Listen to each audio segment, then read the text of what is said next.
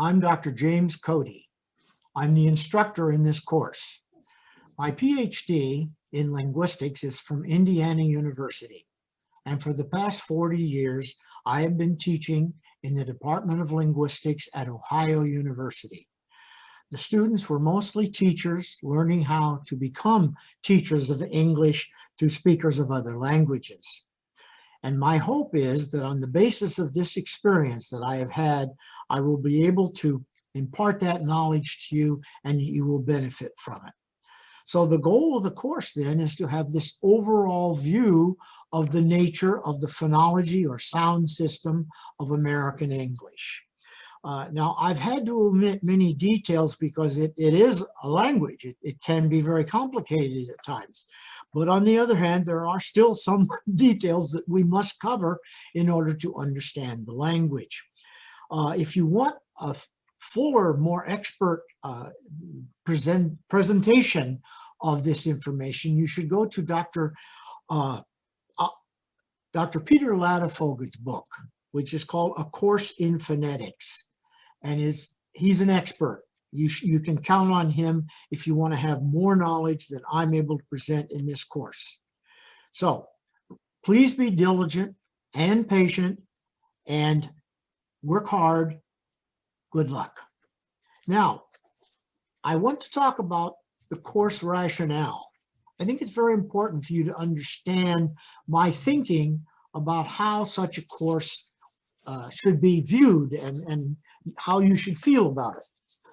Okay, historically speaking, foreign language teaching across the world was called grammar translation. You may have even taken a course this way, where basically you teach lots of rules, lots of vocabulary, a few rules for pronunciation and spelling, and then you translate the target language into the native language and spend many, many hours doing this. That's not the philosophy behind this course. This course has a very, very different way of looking at language teaching and language learning. In particular, to give an example of my thinking, let's think about the education of medical doctors.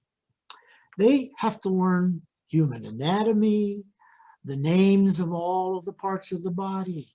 They have to learn chemistry and various medicines, etc.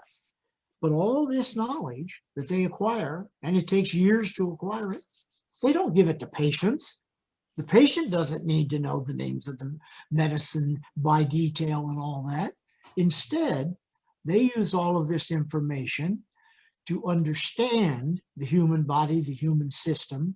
And then when you give your symptoms, your problems to the doctor, they use all this knowledge up here to diagnose, to figure out what the problem is. And once they've figured out the problem, then they're ready to diagnose and then to prepare a course of medication to get you well. But notice at the end of all this, it's the human body that actually does the healing. The doctor gives you some medicine to start it or encourage it and help it. But basically, when you come right down to it, they are guides, helpers, but your body does all the work of staying fit and staying healthy. And the reason why all of this is important is because I now want to use that same rationale to talk about how we teach English to other speakers of other languages. Now, a teacher should know the system of English. Let me focus just on phonology.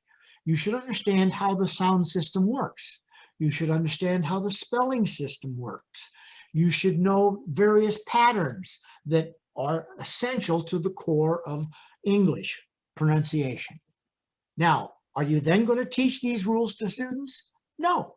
Those are for you to know so that you are knowledgeable, and then you can figure out what are the students' problems.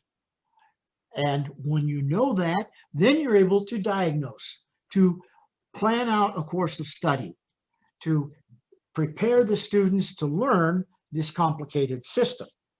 Now, it's also important to realize that when you do this, You are diagnosing, prescribing, motivating, giving materials, but the student does the work. Just as in medicine, the body heals itself, so too the student's brain actually does all the work. You as a teacher are not supplying all the rules and having them memorize all the rules. That's not the way language is learned. Language is learned by communication, by practice and practice and more practice.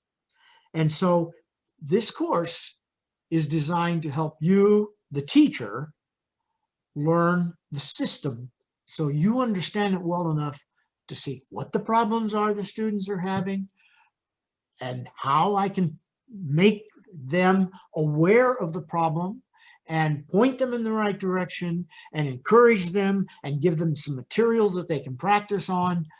But I'm not going to give them a bunch of rules. That's not the way the brain works.